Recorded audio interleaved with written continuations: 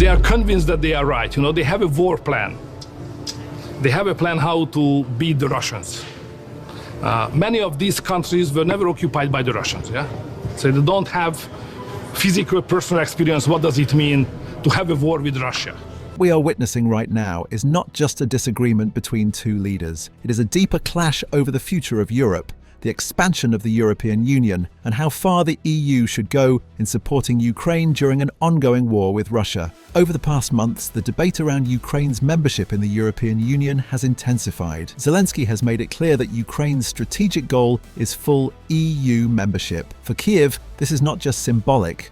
Membership represents economic stability, political alignment with the West, and long-term security guarantees. After Russia's invasion in 2022, Ukraine accelerated its push toward European integration, arguing that its future lies firmly within European institutions. But Viktor Orban has taken a very different position. The Hungarian leader has repeatedly warned that rushing Ukraine into the European Union would be a historic mistake. According to Orban, bringing in a country that is currently at war could drag the EU deeper into direct confrontation with Russia. He argues that the European Union must protect its own internal stability before expanding further. This disagreement has now evolved into one of the most serious internal political tensions inside the EU. Zelensky recently stated in strong terms that Ukraine will become a member of the European Union, regardless of individual political resistance. He framed EU accession as the democratic choice of the Ukrainian people. For him, it is about sovereignty and the right of a nation to decide its geopolitical future. He has emphasized that Ukraine is fighting not just for itself, but for European values, such as democracy,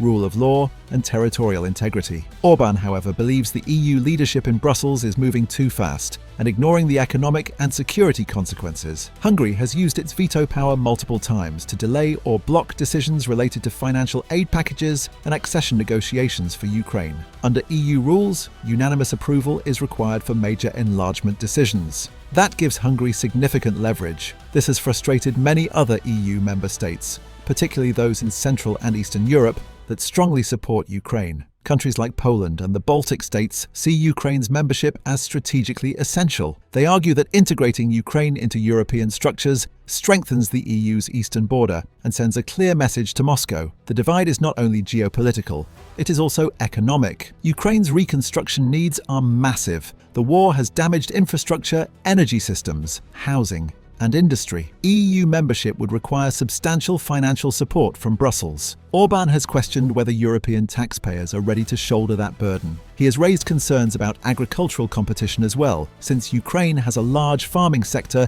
that could disrupt EU markets. Meanwhile, EU officials argue that integration would happen gradually and only after Ukraine meets strict criteria related to governance, anti-corruption reforms, and economic standards. They stress that accession is a long process, not an overnight decision. Still, the political symbolism of opening negotiations matters enormously, and this is where tensions are peaking. Orban has increasingly positioned himself as a critic of what he calls Brussels' overreach. He has framed the Ukraine issue as part of a broader struggle between national sovereignty and centralized EU decision-making. For him, Hungary must defend its independent voice inside the Union.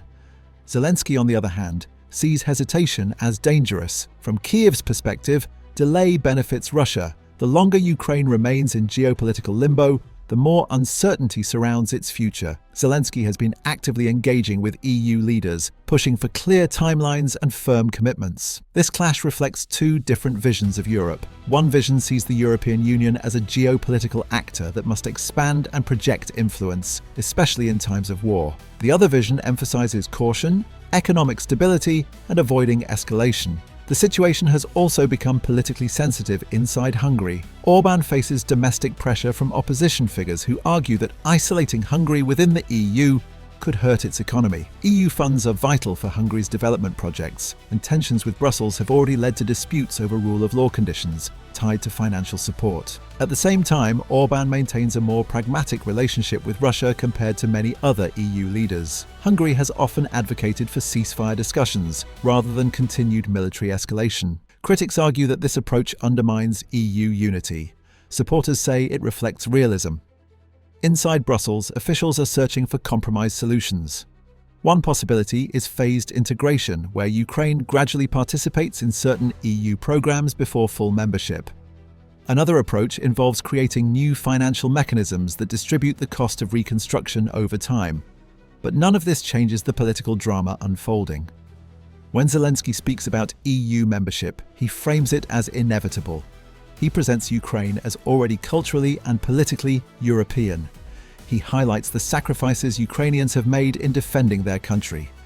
His message resonates strongly across much of Europe. Orban counters by asking hard questions about timing and consequences. He warns against emotional decision-making driven by wartime solidarity. He argues that enlargement must follow strategic calculations, not moral pressure alone. This debate also connects to the broader future of EU enlargement. Countries in the Western Balkans have waited years for progress in accession talks. Some leaders in those regions are watching closely. If Ukraine moves forward quickly, it could reshape the entire enlargement framework. Beyond Europe, global actors are paying attention. The United States strongly supports Ukraine's integration into Western institutions. Russia naturally opposes it. Moscow has long viewed NATO and EU expansion as encroachment into its sphere of influence. While EU membership is different from NATO, the geopolitical signal is still powerful. Financial markets are also monitoring developments. EU stability affects currency strength, energy markets, and investor confidence. Any perception of fragmentation inside the Union can have ripple effects. So, what happens next? The immediate future depends on negotiations between member states. Diplomatic talks are ongoing. EU summits are expected to revisit the issue repeatedly over the coming months. Behind closed doors, compromises are being discussed. For viewers trying to understand the bigger picture, this is not just about Hungary versus Ukraine. It is about how the European Union defines itself in a time of war on its borders. Is it primarily an economic bloc focused on internal cohesion? Or is it a geopolitical actor willing to take bold expansion steps? Zelensky's strategy is clear. He wants momentum. He wants visible progress. He wants Ukrainians to see that their sacrifices are leading somewhere concrete. Orban's strategy is equally clear. He wants leverage. He wants to slow the process and extract guarantees. He wants to ensure Hungary's concerns are heard and addressed. The coming months will be crucial. If EU leaders find a formula that satisfies Hungary while keeping Ukraine's accession path alive, the Union may emerge stronger. If divisions deepen, it could signal a new era of fragmentation inside Europe. And this is why this story matters far beyond Brussels. It affects energy policy, defense cooperation, economic planning, and the broader balance of power in Europe. For those of you following European politics closely, this moment could define the next decade of EU strategy. If you want more in-depth breakdowns like this, make sure you subscribe so you don't miss upcoming updates on this developing situation. The political chessboard is moving fast. Orban is not backing down. Zelensky is not slowing his push. Other EU leaders are trying to hold the centre. The European Union was built on compromise. Its history is full of crises that eventually led to deeper integration. The Euro crisis, Brexit, the migration debate, the pandemic response.